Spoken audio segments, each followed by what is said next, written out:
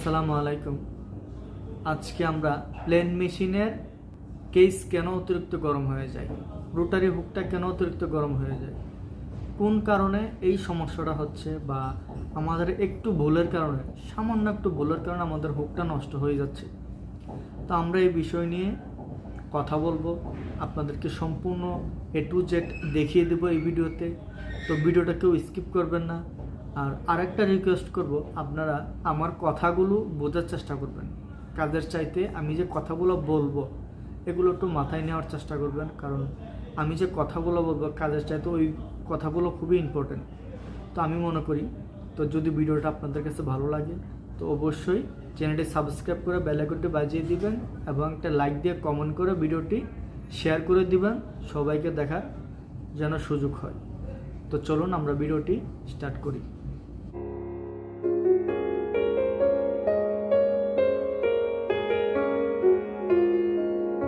কেসটা গরম হয়েছে কিনা দেখো তো।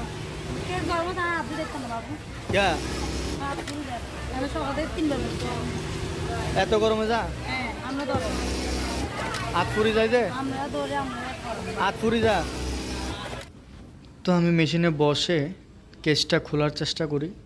তো খোলার পর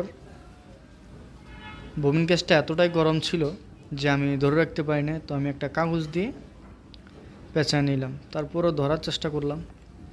দেখেন আমার হাতটা কীভাবে আমি নিয়ে আসলাম, এতটাই গরম। তো একটা আমার কাছে যদি এতটা গরম লাগে, তো একটা অপারেটর, সে মেয়ে মানুষ, তার কি অবস্থা হবে সেটা বুঝতেই পারতেছেন।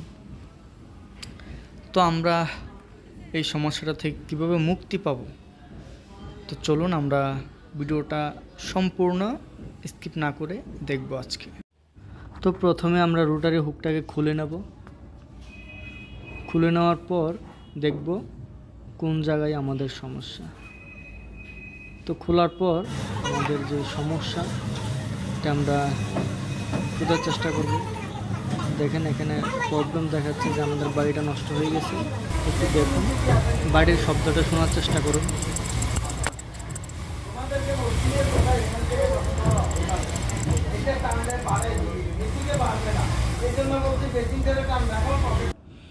তো আমরা নিশ্চিত হলাম যে আমাদের বাড়িটা নষ্ট হয়ে গেছে।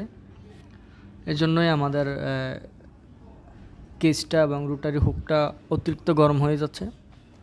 তো আমরা কি করব, আমরা একটা নষ্ট হুক থেকে, আমাদের যেই হুকের বাড়িটা ভালো আছে, আমাদের অনেক হুক থাকে যেগুলো নষ্ট হয়তো পয়েন্ট শর্ট বা আদার্স পার্টস ভাঙা, তো এই নিয়ে অনেক হুক থাকে আমাদের কাছে আশেপাশে নষ্ট। তো আমরা একটা নষ্ট রোটারি হুক থেকেই আমরা একটা বাড়ি খুলে নিচ্ছি। তো এটা দিয়ে আমরা এই হুকটাকে ঠিক করবো, যেহেতু আমাদের হুকের পয়েন্টটা ভালো আছে। তো আমরা এই হুকের বাড়িটা নিয়েই আমরা এই হুকে ব্যবহার করব। তারপর আমরা এই সমস্যাটা একটু সমাধান করার চেষ্টা করব।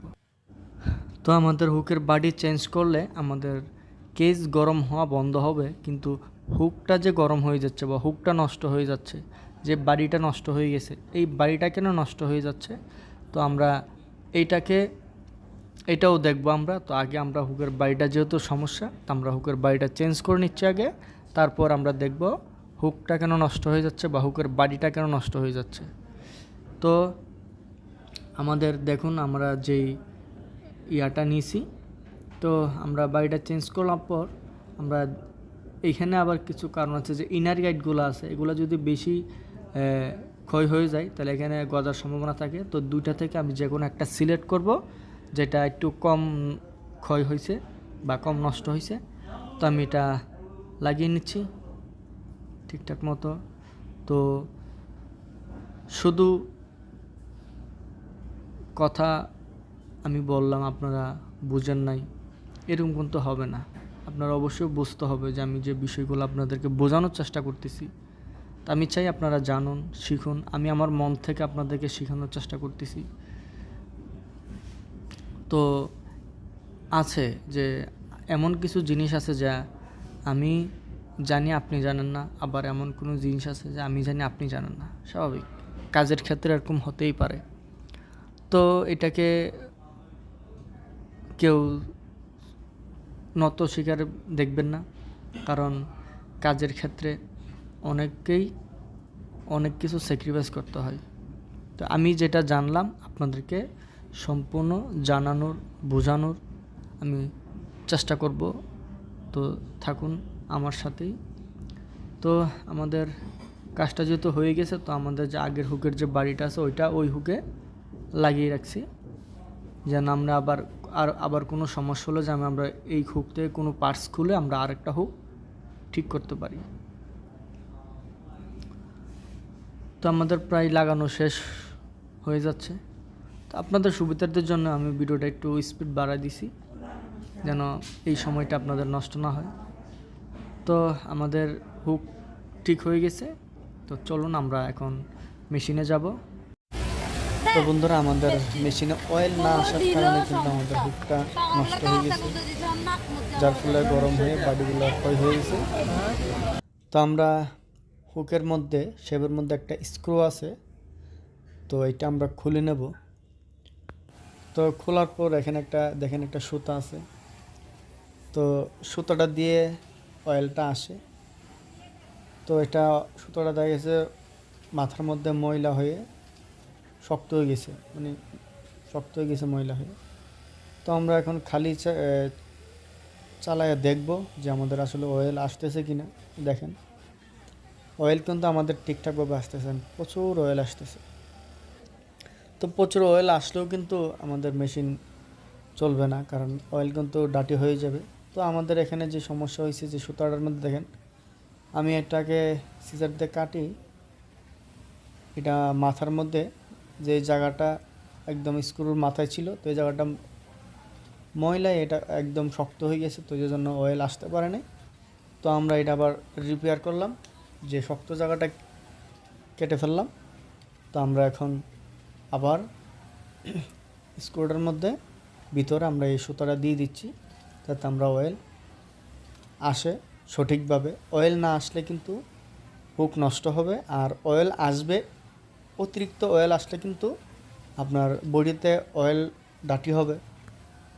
তো কতটুকু পরিমাণ অয়েল আসবে, তো এটা আমরা এখন দেখব যে কতটুকু পরিমাণ অয়েল আসতে পারবে। না আসলে হুক নষ্ট হবে, আবার বেশি আসলে আমাদের বডি ডাটি হবে। তো আমরা এখন চেক করব। তো আমরা স্ক্রুটা লাগিয়ে নিচ্ছি।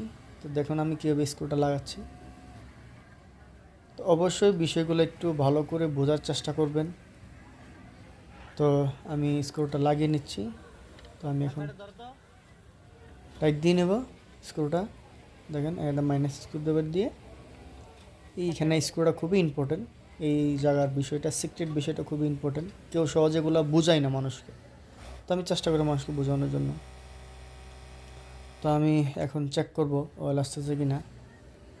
তো যখন আমি একটু পরিষ্কার করে দিই, যেন অয়েল আসে কি না সেটা বুঝতে পারি। তো যদি ভিডিওটা ভালো লাগে বন্ধুরা, তো অবশ্যই চ্যানেলটি সাবস্ক্রাইব করবেন এবং বেল আইকনটি বাজিয়ে দিবেন। তো এখানে মধ্যে দেখা যাচ্ছে যে অয়েল আসতেছে না, অবশ্যই দেখতে পারতেছেন। হ্যাঁ, অয়েল আসবে অল্প। তো আমি আপনাদেরকে বোঝানোর চেষ্টা করবো যে কতটুকু আসবে অয়েল। তো আমরা দেখেন একটা অন্য কালার কাপড়, যেটাতে অয়েল লাগলে বোঝা যায়। তো আমরা চালাচ্ছি, দেখেন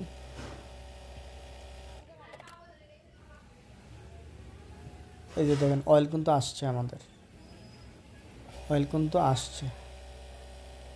আমরা আবার চেক করতেছি যে অয়েল আসতেছে কিনা। সম্পূর্ণ মোছার পরে কিন্তু আমরা চেক করতেছি।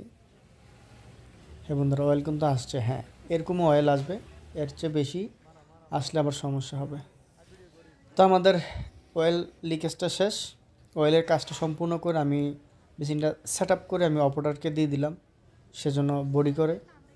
তো সেট আপটা দেখাই নেই আপনাদেরকে, কারণ হুকটা আমি আপনারা সবাই জানেন। তো আমি আমার মতো আবার হুকটা সেটিং করে দিলাম, দিয়ে অপারেটরকে বললাম বডি করার জন্য।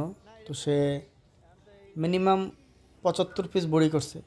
আমি দাঁড়ানো ছিলাম মেশিন থাকা অবস্থায়। 75 পিস বডি করার পর দেখেন ও কিন্তু এখন ইজিয়েসলি ববিন কেসটা খুলতে পারতেছে, তার মধ্যে কোনো সমস্যা হচ্ছে না। হ্যাঁ, কেস গরম হবে, এটা সামান্য, একদম সামথিং, এত বেশি নয় যা হাত পুড়ে যাবে।